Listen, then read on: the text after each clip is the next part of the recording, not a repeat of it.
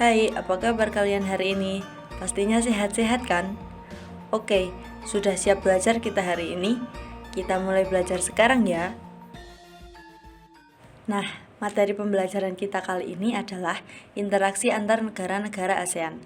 Ayo, siapa yang masih ingat Indonesia itu berada di benua apa?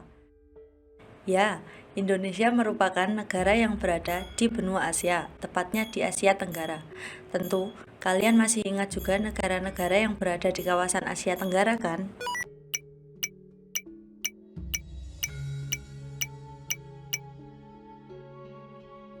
Lalu, apakah negara-negara di ASEAN tersebut juga melakukan interaksi sama halnya dengan manusia? Ya, benar sekali. Negara-negara di Asia Tenggara juga melakukan interaksi, tepatnya dalam bentuk kerjasama.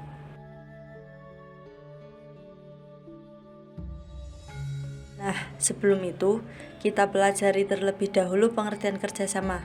Ayo, siapa yang tahu pengertian kerjasama?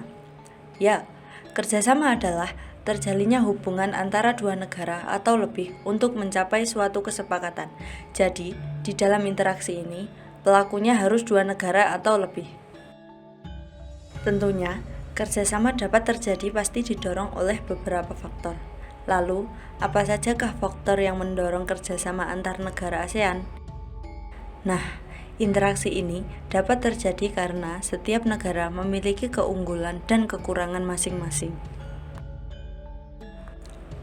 Faktor yang mendorong kerjasama yang pertama adalah adanya kesamaan dan perbedaan sumber daya alam.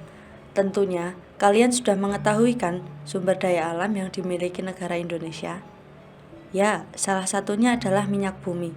Nah, minyak bumi ini belum tentu dimiliki oleh negara-negara lain di ASEAN. Sehingga, dengan adanya kesamaan dan perbedaan sumber daya alam ini mengakibatkan terjadinya kerjasama. Lalu, faktor pendorong yang kedua adalah adanya kesamaan dan perbedaan kondisi geografis. Karena kesamaan letak geografis, beberapa negara di kawasan ASEAN pada umumnya mengadakan kerjasama untuk menjaga stabilitas dan keamanan negara. Lalu, apa saja ya faktor yang menghambat terjadinya interaksi antar negara ASEAN? Coba kalian sebutkan. Ya, faktor penghambat yang pertama yaitu adanya perbedaan ideologi. Faktanya, saat ini hampir tidak ada negara ASEAN yang menutup diri dari kerjasama antar negara ASEAN. Tetapi, ada perbedaan ideologi di antara negara-negara anggota ASEAN. Hal inilah yang menghambat kerjasama antar negara ASEAN. Lalu, faktor penghambat berikutnya yaitu adanya konflik dan peperangan. Kondisi konflik dan peperangan yang terjadi di dalam negeri maupun antar negara ASEAN tentunya akan mengganggu stabilitas negaranya sehingga akan menghambat terjadinya interaksi. Lalu, faktor penghambat berikutnya apa hayo? Coba kalian tebak. Ya, faktor penghambat berikutnya adalah adanya kebijakan protektif. Sebenarnya, suatu negara yang menerapkan kebijakan ini bertujuan untuk melindungi kepentingan dalam negeri dan meningkatkan daya saing. Namun, dampak dari kebijakan ini juga dapat mempengaruhi hubungan antar negara, sehingga menghambat terjadinya interaksi atau kerjasama antar negara ASEAN. Kemudian, faktor yang selanjutnya adalah adanya perbedaan kepentingan tiap negara. Kerjasama dibutuhkan bagi perkembangan suatu negara.